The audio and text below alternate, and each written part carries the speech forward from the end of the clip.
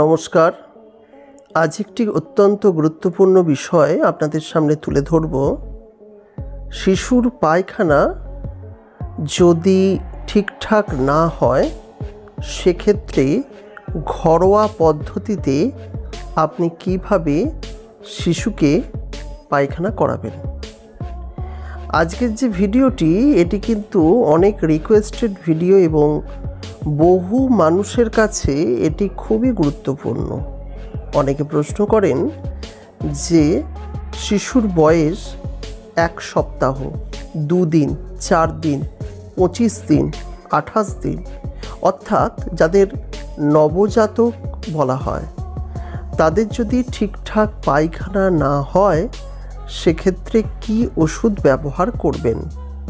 প্রথমে বলে দিই, আপনার অতি অবশ্যই আপনার কাছাকাছি কোনো ডাক্তারের সঙ্গে অবশ্যই যোগাযোগ করা উচিত।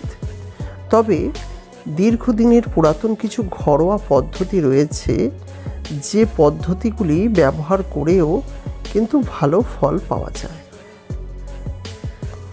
তো সেই পদ্ধতির মধ্যে, অর্থাৎ শিশুদের কষা পায়খানা, এই পদ্ধতির মধ্যে প্রথমেই বলবো, একটি পরিষ্কার পানের বোঁটাতে কিছুটা পরিমাণ মধু মাখিয়ে আপনি যদি সেই শিশুর মলদ্বার দিয়ে প্রবেশ করান, এবং তার পরিমাণটি অবশ্যই খেয়াল রাখতে হবে, 1/2 ইঞ্চি, 1 ইঞ্চির হাফ ইঞ্চি মতো যদি 2-1 বার প্রবেশ করান, সেক্ষেত্রে যে পায়খানার যে বেগ বা পায়খানা হওয়ার প্রবণতা শিশুর মধ্যে দেখা যাবে। ফলে শিশুটি সহজেই হয়তো কয়েক মিনিটের মধ্যে হয়তো পায়খানা করে দিতে পারে। সেক্ষেত্রে এটি খুবই গুরুত্বপূর্ণ এবং এটি ঘরোয়া পদ্ধতি, দীর্ঘদিন ধরে আপনারা ব্যবহার করে এটি ফল পেয়েছেন। দ্বিতীয় ঘরোয়া পদ্ধতি, যদি নিয়মিত ঠিক পায়খানা না হতে থাকে সেক্ষেত্রে ফাইবার জাতীয় খাবারের পরিমাণ বৃদ্ধি করতে হবে। যেমন ধরুন, ময়দার পরিবর্তে আটা বা যেসব ডালের খোসা বা শাকসবজি যেগুলোতে ফাইবার আছে সেগুলি যদি তার খাদ্য তালিকায় রাখা যায় সেক্ষেত্রে কিন্তু খুবই ফলপ্রদও হতে পারে। অর্থাৎ খাবারের যে খাদ্য তালিকা সেখানে ফাইবার পরিমাণ বাড়াতে হবে। সেক্ষেত্রেও কিন্তু শিশুর এক্ষেত্রে যে কষা পায়খানার যে সমস্যা সেটাই কিন্তু আপনারা উপকার পেতে পারেন। এছাড়া যদি সেই শিশুটিকে যদি দেখেন যে ঠিক পায়খানা হচ্ছে বা হচ্ছে না, সব থেকে বড় ঔষধ হচ্ছে মায়ের দুধ। অর্থাৎ দেখতে হবে সেই শিশুটি নিয়মিত পর্যাপ্ত পরিমাণে মায়ের দুধ খেতে পাচ্ছে কিনা বা শিশুটি ঠিক ঘুমোচ্ছে কিনা। যদি দেখেন এই সব বিষয়গুলি সঠিক রাখা যাচ্ছে সেক্ষেত্রে দেখবেন পায়খানার সমস্যা কমে যাবে।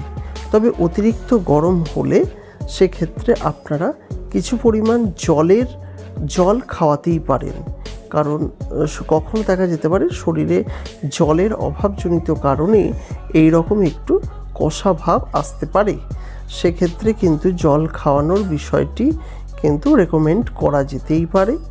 তবে বাজার চলতি বেশ কিছু কিন্তু ঔষধ আছে, আপনারা দেখতেই পাচ্ছেন বাজার চলতি বেশ কিছু কিন্তু ঔষধ দেওয়া যেতে পারে।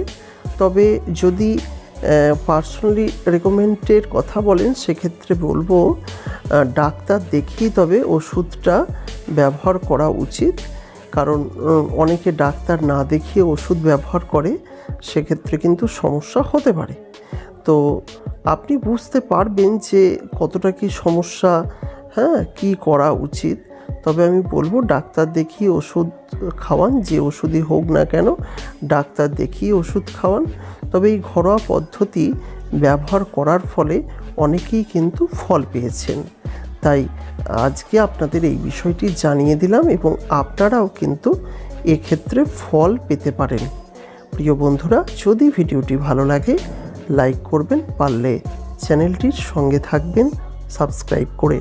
আর যদি এই সংক্রান্ত কোনো সমস্যা থাকে অবশ্যই জানাবেন, কারণ আমরা নিয়মিত আপনাদের এই সমস্ত সমস্যার সমাধানগুলি নিয়ে আসব আমাদের এই ফ্যামিলি ডক্টর চ্যানেলে। নমস্কার, ভালো থাকবেন, সুস্থ থাকবেন।